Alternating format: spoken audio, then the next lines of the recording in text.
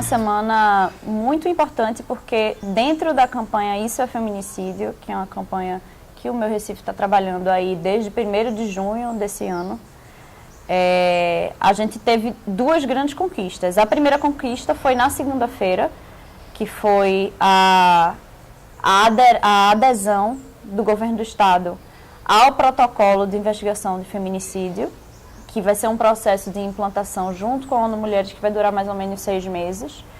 E a segunda vitória da gente, que foi, na verdade, uma consequência, né, da primeira vitória, foi que a gente marcou uma reunião logo após segunda-feira com o gabinete do governador, Paulo Câmara, e a gente conseguiu ter essa reunião com ele ontem, na quinta-feira, presencialmente, não com a figura do governador, mas com a figura do chefe de gabinete, João Campos. E ele nos deu a garantia de que até o final do mês sairia um decreto do gabinete do governador declarando que feminicídio vai ser incluído nos boletins de ocorrência da Polícia Civil do Estado. Então, esses eram os 2 grandes objetivos da campanha Isso é Feminicídio e a gente conseguiu atingir os 2 essa semana. Isso significou para a gente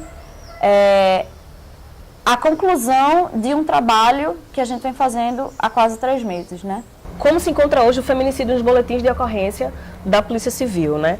O feminicídio é uma qualificadora do homicídio, né? Então, se você for querer saber quantas mulheres são vítimas de feminicídio no Estado, a gente tem que fazer uma busca específica pelo parágrafo do Código Penal que determina qual é a qualificadora qual é o artigo, né? Qual é o parágrafo que determina o feminicídio como qualificadora. E isso constando expressamente no boletim de ocorrência, o termo feminicídio, na hora da gente levantar uma estatística, fazer um levantamento de dados, o termo já vai estar lá, não vai ter homicídio qualificado. Porque o homicídio pode ser qualificado por outras coisas, por outros determinantes, né? Diferente do feminicídio. E assim, o que pode parecer só um detalhe, faz toda a diferença na hora da gente, por exemplo, levantar números, levantar estatísticas para propor políticas públicas. Porque para a gente enfrentar e prevenir um problema, é necessário a gente saber a frequência que ele acontece, onde ele acontece, com quem ele acontece. Então, a importância da gente ter esse registro nos boletins de ocorrência, principalmente se deve a isso, pela clareza e facilidade na hora da gente fazer esse levantamento de dados para elaboração de políticas públicas de enfrentamento e prevenção. A consultora da ONU Mulheres, nesse evento da segunda-feira, ela fez um adendo, assim, que a inserção do subtítulo de feminicídio nos boletins de ocorrência vai ajudar também no trabalho do protocolo de investigação, porque no momento em que já tem, no momento do início da investigação, que é quando se cria o boletim de ocorrência, já está qualificado como feminicídio, a busca vai ser muito melhor, e se não for feminicídio, vai poder ser alterado depois, né? Então, isso vai facilitar o trabalho da própria Polícia Civil e vai facilitar a criação de dados para que a gente possa criar políticas de enfrentamento desse tipo de crime, né? O que pode se fazer para se combater são políticas públicas de enfrentamento, porque tanto o protocolo quanto a criação do subtítulo são 2 políticas que agem depois que a morte já foi já aconteceu aquilo, né? Então tem que haver toda uma política da Secretaria da Mulher do Estado, toda uma política de prevenção dessa morte do Estado para que seja evitado isso daí. E assim, a gente sabe que só o fato do subtítulo constar agora, né, como opção nos boletins de ocorrência da Polícia Civil, não vai fazer os feminicídios pararem de acontecer no Estado. Não é isso que a gente está, não é esse discurso que a gente está espalhando, né? Mas assim, é muito importante que a gente dê visibilidade, primeiro, né, a visibilidade à ocorrência, né, ao crime, e ao termo, né, porque é um crime que é ligado em razão do gênero, né? É quando a mulher morre por ser mulher. Então, se a gente já começa dando naquele momento da delegacia, da investigação, a opção daquela palavra constar ali, já é um passo positivo que a gente já deu.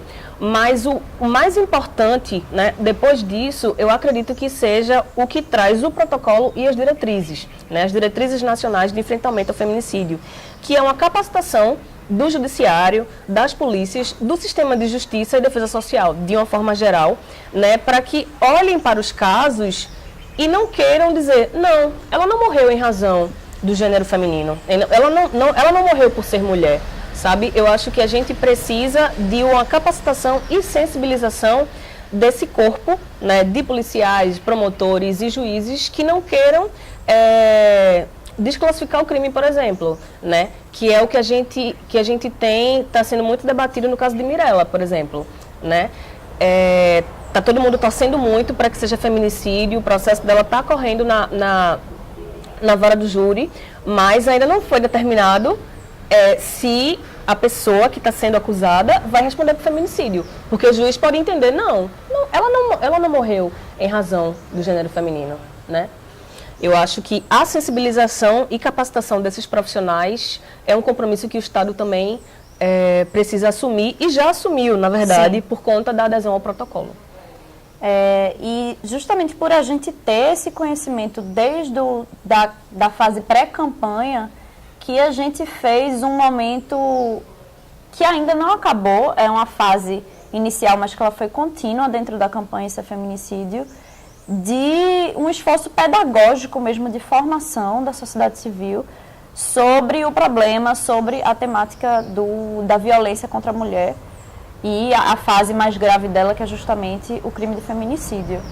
Então, mesmo com a nossa grande conquista, que foi a adesão ao protocolo e a criação do subtítulo, ainda vão haver eventos, a gente vai fazer uma formação de multiplicadoras que vão fazer rodas de diálogo e formações principalmente em espaços de periferia, porque a morte entre mulheres negras aumentou 54%, segundo os dados do Mapa da Violência de 2015, né? Uhum.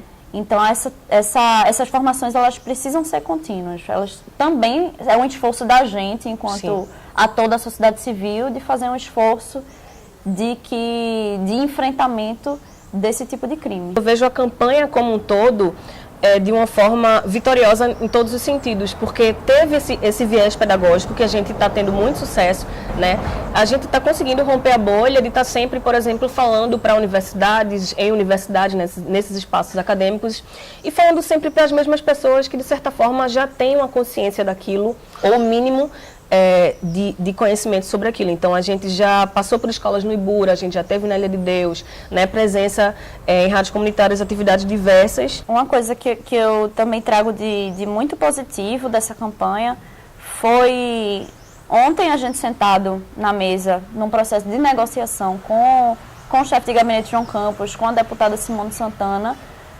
A gente estava dialogando de uma forma muito positiva, né? A gente estava com diversos atores lá do poder público e a gente representando a sociedade civil, dialogando de forma positiva, propositiva, em torno de uma pauta específica e não em torno de agendas políticas nem nada do tipo. Eu acredito que foi uma conquista das mulheres, foi uma conquista da gente enquanto organização, foi uma conquista do poder público de conseguir fazer esse processo ser um processo com diálogo, com participação, com abertura mesmo, né? Esse momento foi bastante interessante, justamente porque a gente tem que reconhecer que não é sempre que a sociedade civil é recebida no Palácio do Campo das Princesas, né?